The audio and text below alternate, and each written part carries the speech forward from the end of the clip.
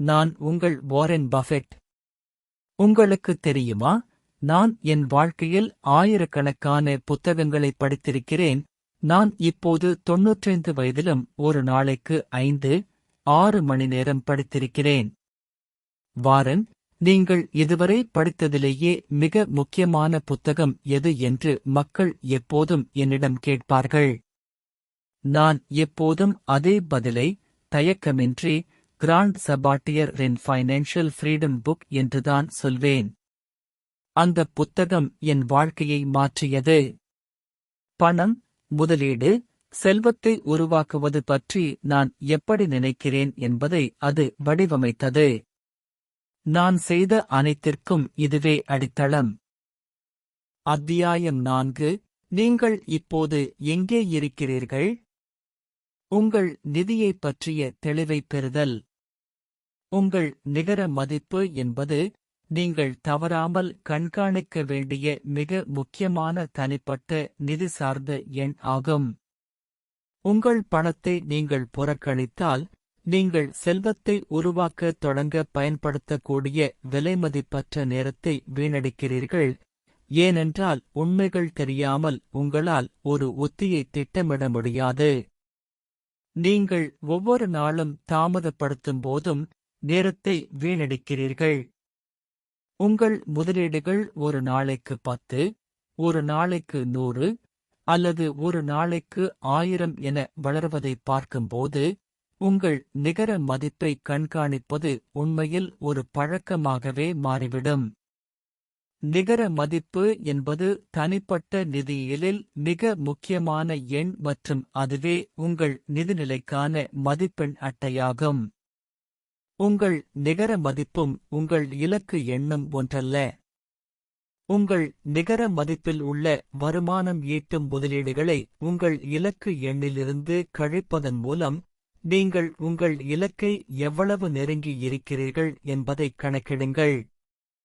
உங்களால் முடிந்தவரை அதிக பணத்தை சேமிக்கவும் மற்றும் முதலீடு செய்யவும் உதவும் வகையில் உங்கள் கடன்களை திருப்பிச் செலுத்துங்கள். மக்கள் பணம் விஷயத்தில் அதிக உணர்ச்சிவசப்படுகிறார்கள். தினசரி பழக்க வழக்கங்களே செல்வத்திற்கு வழிவகுக்கும். தானியங்கு மயமாக்கலே தற்போதைய நிலையாகும்.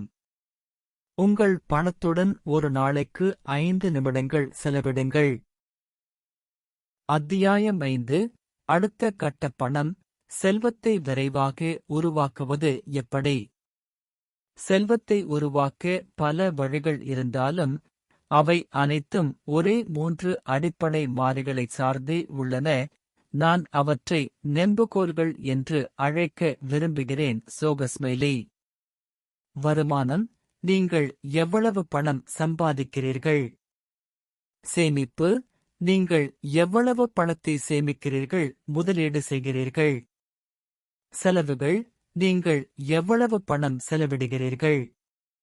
பெரும்பாலான தனிப்பட்ட நிதி ஆலோசனைகளில் உள்ள சிக்கல் என்னவென்றால், அது இந்த 3 மாறிகளில் 2இல் மட்டுமே முதன்மையாக கவனம் செலுத்துகிறது. உங்கள் சேமிப்பை அதிகரிக்க செலவுகளை குறைப்பது எப்படி என்பதுதான் அது.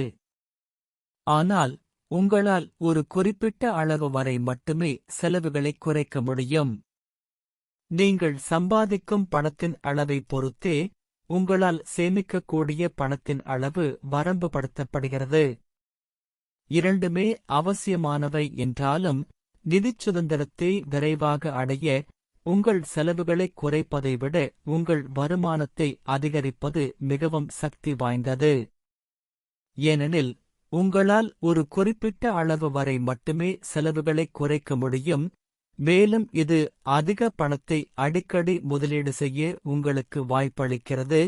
இது கூட்டு வட்டியின் வீதத்தையும் உங்கள் பணத்தின் வளர்ச்சியையும் துரிதப்படுத்துகிறது. நீங்கள் ஏற்கனவே கணிசமான அளவு பணம் சம்பாதிக்கவில்லை என்றால், சேமிப்பின் மூலம் மட்டுமே விரைவாக நிதிச் சுதந்திரத்தை அடைவது கடினமாக இருக்கும். உங்கள் சேமிப்பு விகிதம் எவ்வளவு அதிகமாக இருக்கிறதோ, அவ்வளவு விரைவாக நீங்கள் ஓய்வு பெறலாம்.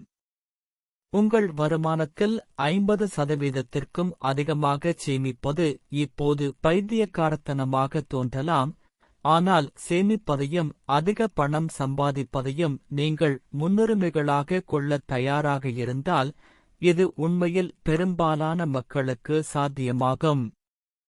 இது பற்றாக்குறை பற்றியது அல்ல, இது உகந்ததாக்குவது பற்றியது.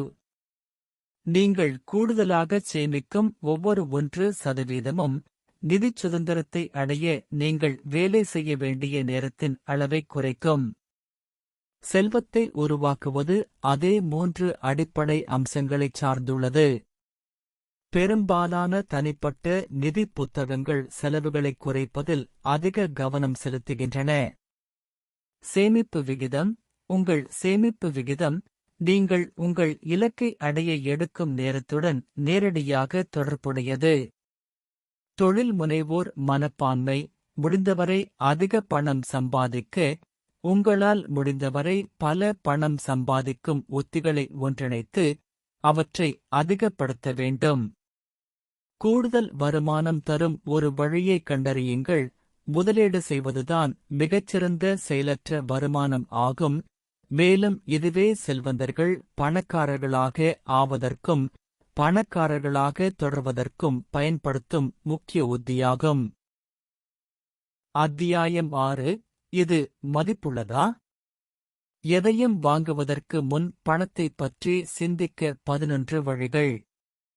பணத்தை சேமிப்பதே பணம் சம்பாதிப்பதுதான். உங்கள் உண்மையான மணிநேர ஊதியத்தை கணக்கிட்டு அதை தவறாமல் கண்காணிக்கவும்.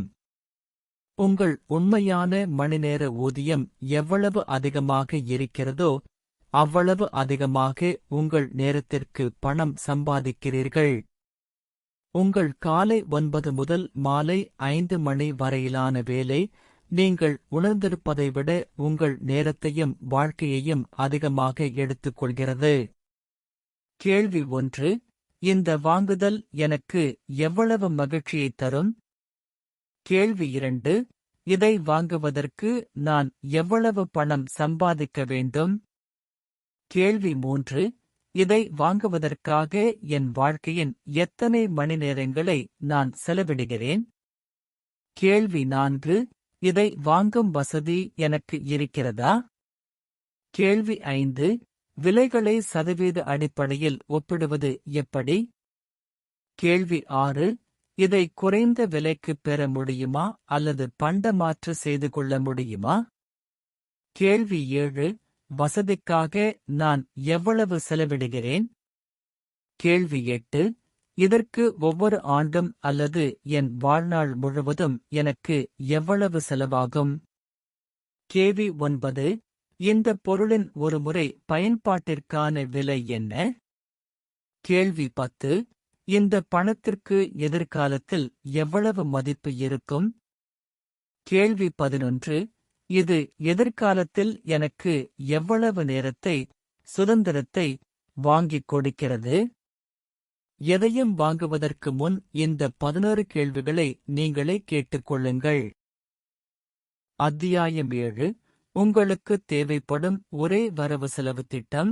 இலவசமாக வாழ்வது எப்படி மற்றும் உங்கள் சேமிப்பு விகிதத்தை குறைந்தபட்சம் 25% அதிகரிப்பது எப்படி? நீங்கள் வரவு செலவு திட்டம் போடத் தேவையில்லை. வீட்டு வாடகை, போக்குவரத்து மற்றும் உணவு ஆகிய உங்கள் 3 பெரிய செலவுகளை குறைப்பதன் மூலம் நீங்கள் மாதத்திற்கு குறைந்தபட்சம் 20% அல்லது அதற்கும் அதிகமாக சேமிக்க முடியும். சராசரி அமெரிக்கரின் வரவு செலவு திட்டத்தில் வீட்டுச் செலவு சுமார் 33% கொண்டுள்ளது.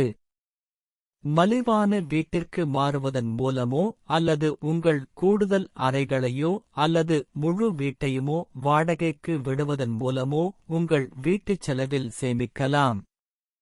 மற்ற விருப்பங்கள்: வீடுகளை கவனித்துக் கொள்வதன் மூலம் இலவசமாக வசிப்பது அல்லது ஒரு வீட்டை வாங்கி அதன் மூலம் வருமானம் ஈட்டுவது ஆகும். ஹவுஸ் ஹேக்கிங் என்பது நீங்கள் 2 அல்லது 3 படுக்கையறை கொண்ட வீட்டை வாங்கி கூடுதல் அறைகளை வாடகைக்கு விடுவதன் மூலம் உங்கள் அடமான கடனை ஈடு செய்வது, முழுமையாகச் செலுத்துவது அல்லது அதன் மூலம் பணம் சம்பாதிப்பது ஆகும். ஒரே கட்டிடத்தில் பல குடியிருப்புகளை வாங்கி அவற்றை வாடகைக்கு விடுவதன் மூலம் உங்கள் சொந்த செலவை ஈடு செய்யவும் நீங்கள் ஹவுஸ் ஹேக்கிங் செய்யலாம். முடிந்த போதெல்லாம் நடந்தும் சைக்கிள் ஓட்டியும் செல்வதன் மூலம் போக்குவரத்து செலவில் சேமிக்கவும். உங்களுக்கு உண்மையில் கார் தேவையில்லை என்றால் ஒன்றை வாங்க வேண்டாம். உங்களுக்கு ஒன்று தேவைப்பட்டால் எப்போதும் பயன்படுத்தப்பட்ட காரை வாங்குங்கள். வெளியே சென்று உலகைச் சுற்றிப் பாருங்கள். குறைந்த செலவில் பயணம் செய்வது இப்போது போல எளிதாக இருந்ததில்லை. பயணச் செலவை குறைப்பதற்கு சில முயற்சிகள் தேவைப்பட்டாலும் ஒரு சிறிய முயற்சியால் நீங்கள் மிகக் குறைந்த செலவில் பயணிக்கலாம். நீங்கள் எவ்வளவு அதிகமாக பயணச் செலவை குறைக்கிறீர்களோ அவ்வளவு சிறப்பாக நீங்கள் அதில் தேர்ச்சி பெறுவீர்கள்.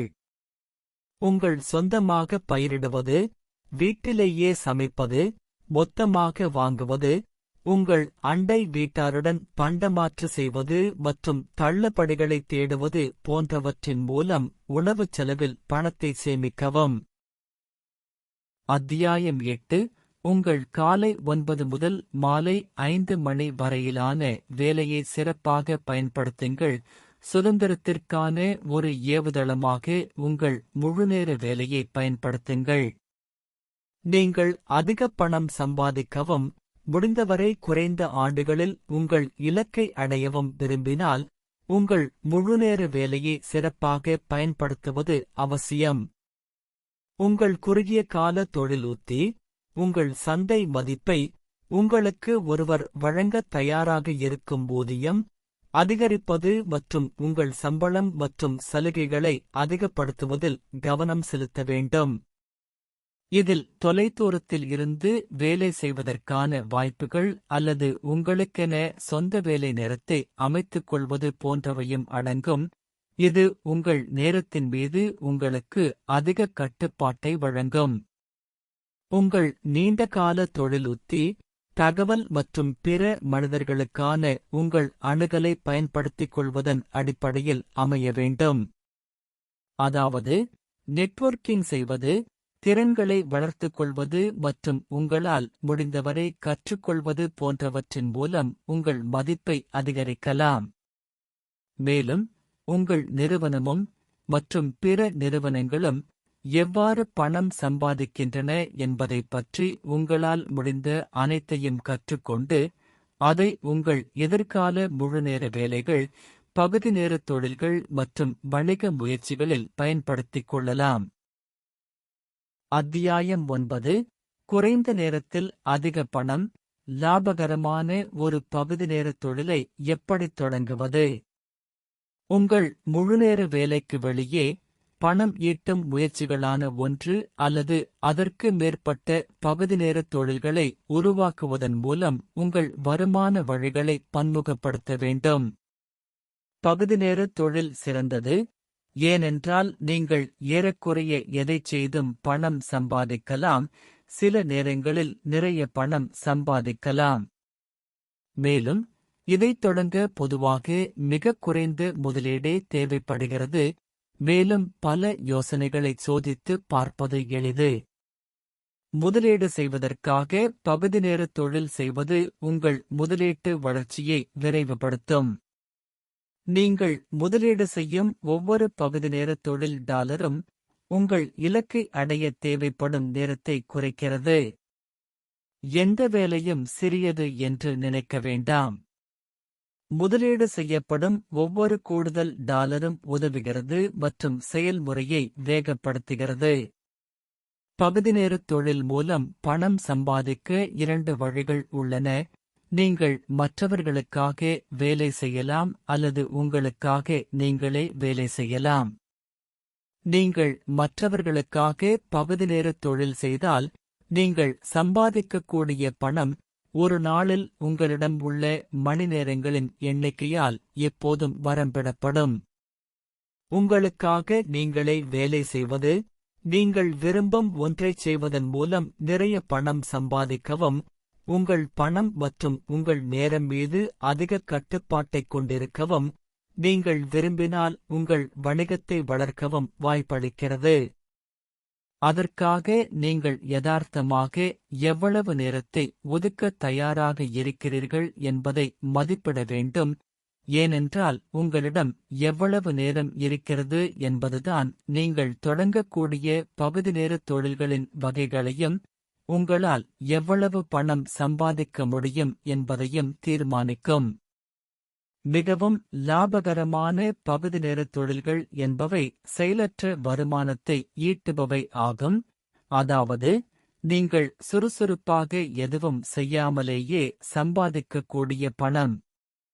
செயலற்ற வருமானம் என்பது பணம் சம்பாதிக்க உங்கள் நேரத்தை மாற்றிக் கொடுக்க வேண்டும் என்ற பாரம்பரிய கருத்தை முற்றிலும் மாற்றியமைக்கிறது.